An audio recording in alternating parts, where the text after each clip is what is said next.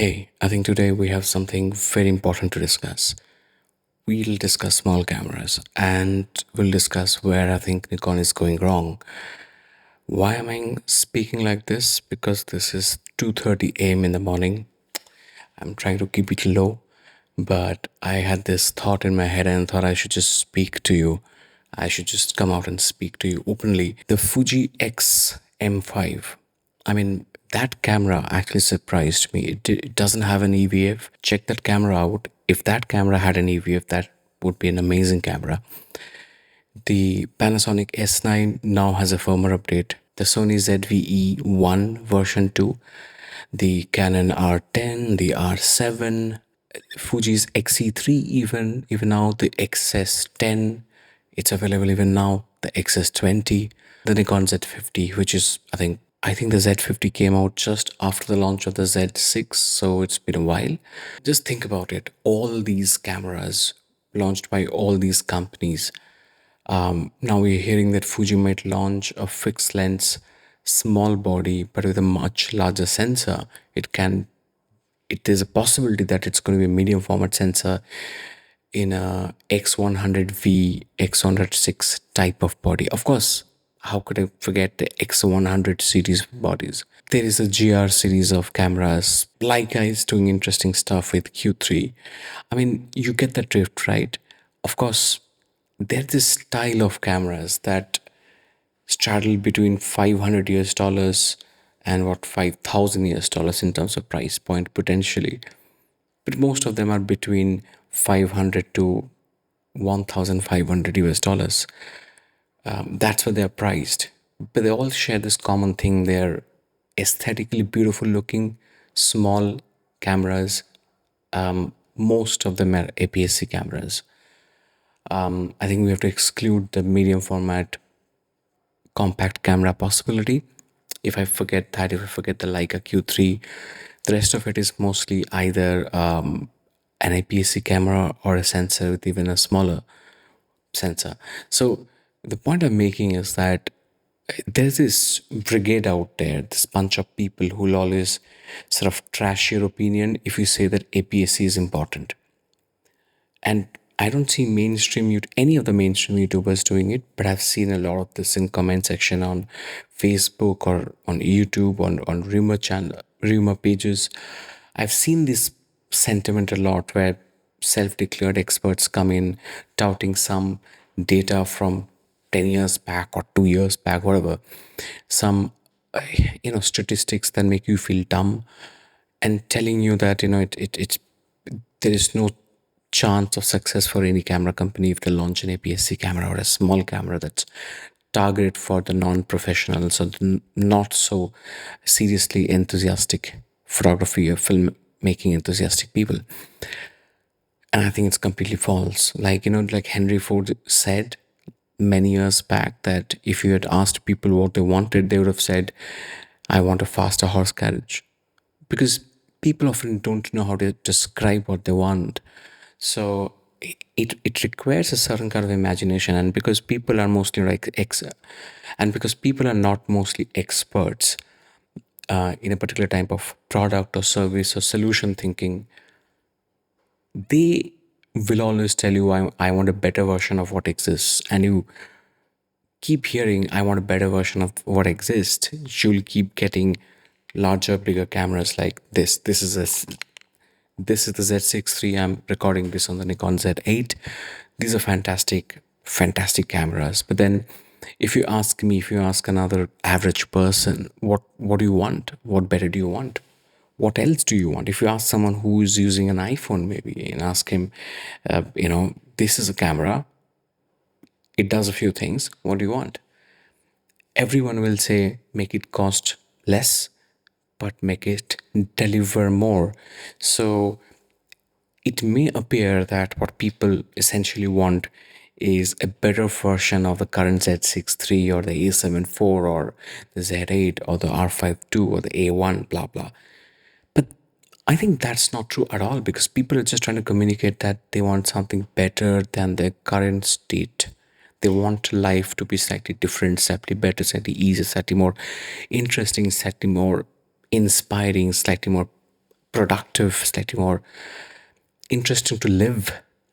And they often don't know. Normal people, most of us, we don't often know how to articulate that. So we end up saying, well, I want better stuff. It doesn't necessarily mean that I want better stuff in the sense of brute capability of a certain feature or some other feature. I think what most people actually look for is a different kind of life than the kind of life that they have right now, which means that they want to take better photos and they want to get better at it faster. They want to, when they feel creative, they would like to express themselves better, easier. So I understand something like an S9 after the firmware update, and I did a pretty nasty video, sort of trashing the launch version of the S9, and it totally looked so fake. All the reviews are so fake, so fake, so fake. But right now that camera is making sense. The XM5, I think Fuji, if the autofocus is not problematic on that body, I think it's 6K open gate on that tiny body. It's amazing. It's amazing. It doesn't have a viewfinder. I understand that, but then Fuji colors, the Fuji log profiles. I think it's beautiful, and it's a beautiful looking camera. We can't really. I mean, you'll want to pick that camera up and shoot. Just go out. Just keep it with you. It's not a hassle. It's easy. You can put it in your any kind of bag that you're carrying. It can be put in a sling bag, in a purse. It's just a small, tiny, very, very, very beautiful, inspiring looking camera.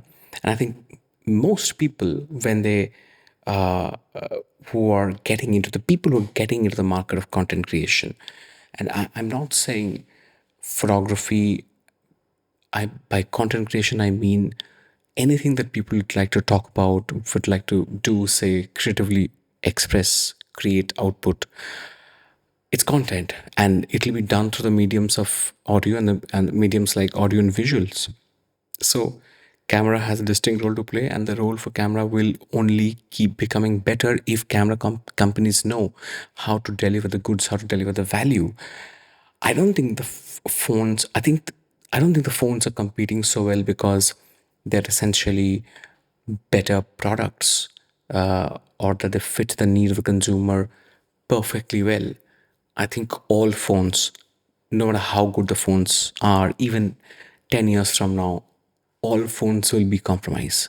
All phones will be sort of a makeshift camera till that person serious about expressing and creating content, any kind of content, photography, filmmaking, documentary, dance, and jokes, comedy, whatever your thing is, you're always going to look at the phone as a first thing to fall back on.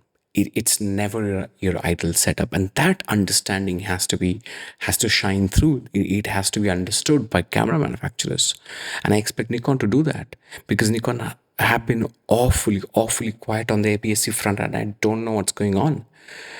I have that beautiful Z30. I don't have it with me right here, right now. I have it in the other room, but I have that beautiful Z30, and I think it's such a powerful camera that Tony Northrup, he kept shitting on that camera. But I mean, he said the Z30 cannot autofocus. It's just plain lying. Anyway, Z30 is an amazing camera, beautiful camera. I think Nikon should go down that path more, because I genuinely feel that young people, when they understand that they don't want to be in a compromised state of using just a phone anymore, and they want to kind of put in a bit more money, and they kind of want to get serious about it, they look at cameras. And I don't think when they look at cameras, they find cameras that are just right for them. I think that gap hasn't been found. That gap hasn't been articulated and fulfilled by camera manufacturers. I don't think it's a matter of whether the market exists or not. I think it's a market understanding.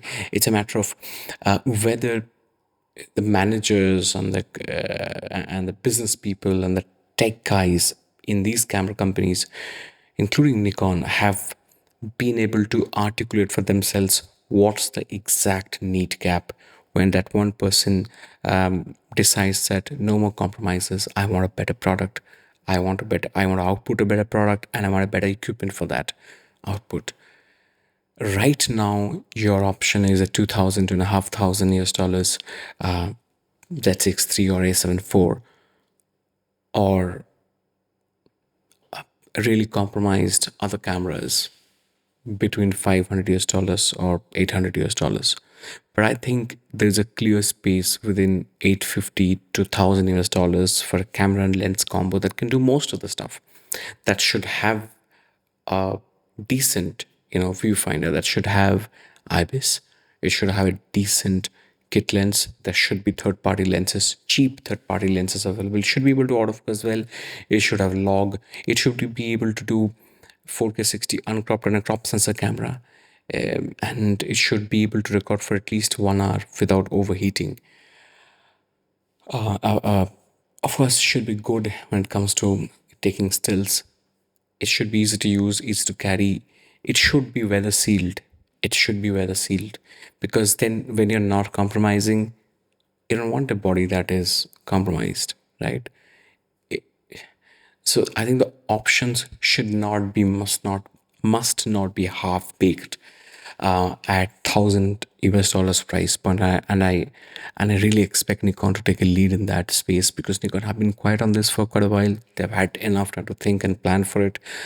And I think when finally Nikon launches the Z50 Mark II or the Z70, whatever it is, I expect Nikon to really put a camera within 1,000 US dollars to 1,200 US dollars and make that camera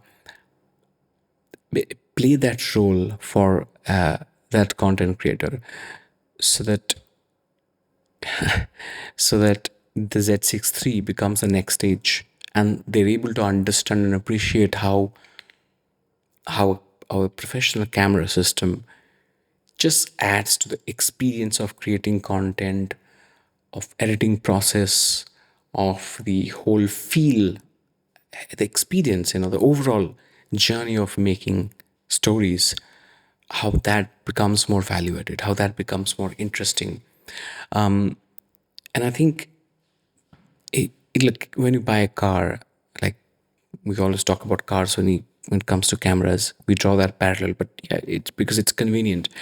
When you buy a car, you of course you want to go from point A to point B, but when you do that in style, when you do that in comfort, with ease, when it's within a budget, it looks great. It's accepted by people around you. When the entire process is more enjoyable, then it's no more about point A to point B. It's about how you got there. It's about that. I think the how you get there, and of course, finally, the final output is where innovation has to happen, value addition has to happen, is where I think the tag of compromises should be dropped.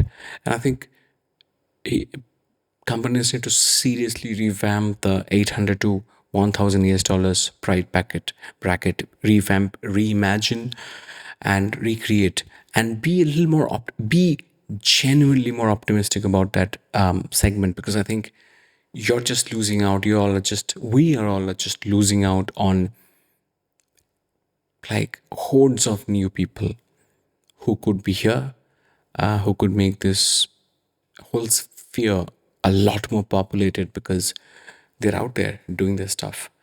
And that's the opportunity. And I think we're missing out on that right now.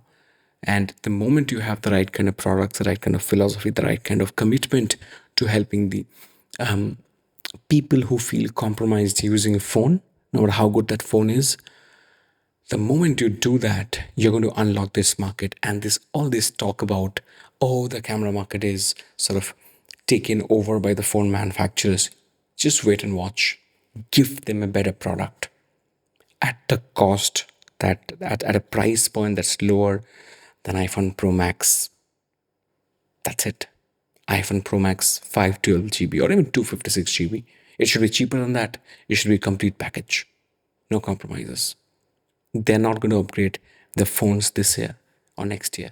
They'll just get that camera and they'll continue to use that old phone, because it's not going to do anything additional for anyone. Because you know what? I'll leave you with one thought. Why do you think people upgrade their phones every year? You think it's for better internet quality or better voice quality, better screen? No, they do it only for one reason. One, it's image quality, it's video quality. That's it. I'm going to see you with another one. If you like this video, tell me what you think about this whole conversation and subscribe to the channel. See you.